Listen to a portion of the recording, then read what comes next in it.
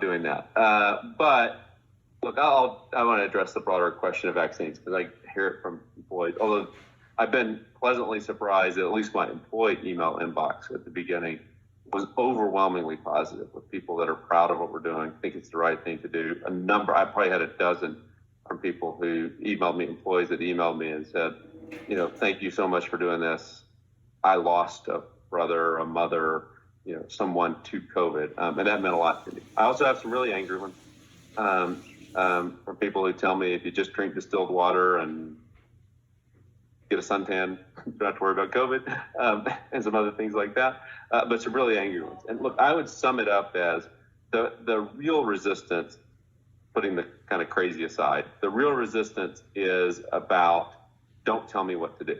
I mean, I've even had people that said, I got the vaccine, but I'm annoyed that you're telling people what to do. And to that point, for me, at least, this is safety. And everyone on this call, your primary job is safety. You guys are training people on thousands of safety procedures. You're out as line check airmen, checking people and making sure they follow the safety procedures.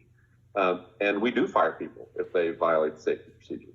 No matter how great a pilot you are, if the airport is below minimums, you don't get to come in and say, airport's below minimums, but I got this.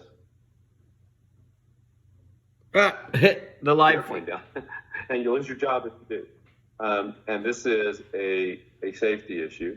It is about saving people's lives. I don't want to have a debate about the facts, but the facts are pretty clear. You literally are about 300 times as likely to die of COVID if you're unvaccinated than if you are vaccinated.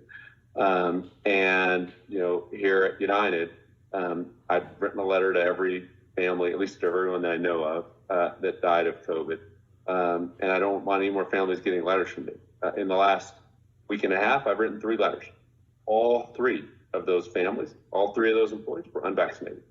The latest one spent 8 days in a hospital ICU, or in an emergency room, waiting to get into the intensive care unit because the intensive care unit was full. He died in the hospital emergency room. And he was younger than me, by the way. It's sad, it's tragic, it's unnecessary, and it is preventable.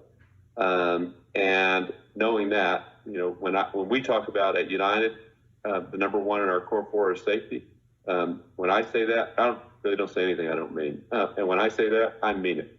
And once I had those kind of facts in my mind, it felt like I had no choice to me to require the vaccine, despite the difficulties, despite some of the PR, despite some of the emails I'm getting from people. And I feel there's nothing about it that I think it is the right decision. I hope 100% of our employees get vaccinated and stay with the company. But this is something we're going to do because I think it's the right thing to do. I think it is a safety issue. It is about saving lives. Every week that we wait, is 1 to 2 employees who are going to lose their life.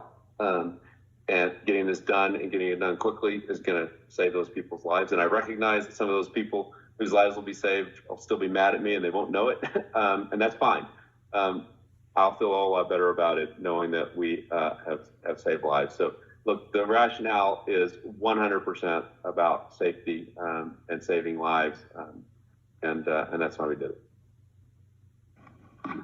Yeah, thanks.